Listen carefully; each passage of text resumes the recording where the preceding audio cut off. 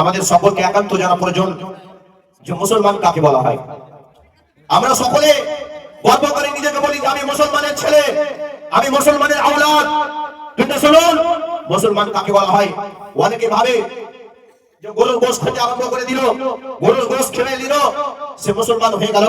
না ব্রাদার, কারণ অন্যান্য ধর্মের মানুষকে দেখতে পাওয়া যায় যে তারাও গরুর গোশ খেতে আরম্ভ করেছে।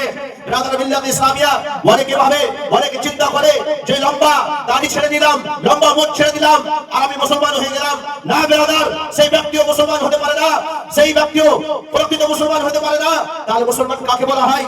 অনেকে ভাবে যে আমি লম্বা জুব্বা, লম্বা পাগড়ি, দাড়ি ছেড়ে দিলাম, আমি মুসলমান হয়ে গেলাম। না ব্রাদার, আপনি তবুও মুসলমান হতে পারবেন না যতক্ষণ না পর্যন্ত আপনি আমার আল্লাহ এবং আল্লাহর রাসূলের, যতক্ষণ না পর্যন্ত আপনি তার অনুসরণ না করবেন, যতক্ষণ না পর্যন্ত আপনি তার অনুকরণ না করবেন, আল্লাহর হুকুমে না চলবেন, ততক্ষণ পর্যন্ত আপনি প্রকৃত মুসলমান হতে পারবেন না। ব্রাদার মিল্লাত ইসলামিয়া, মুসলমান সেই ব্যক্তিকে বলা হয় যিনারা আল্লাহর হুকুমকে মেনে চলে। মুসলমান সেই ব্যক্তিকে বলা হয় যিনারা আল্লাহ এবং তার রাসূলের পবিত্র প্রেমে নিজের জীবনকে কুরবান করে দিয়েছেন। ব্রাদার, এক কথা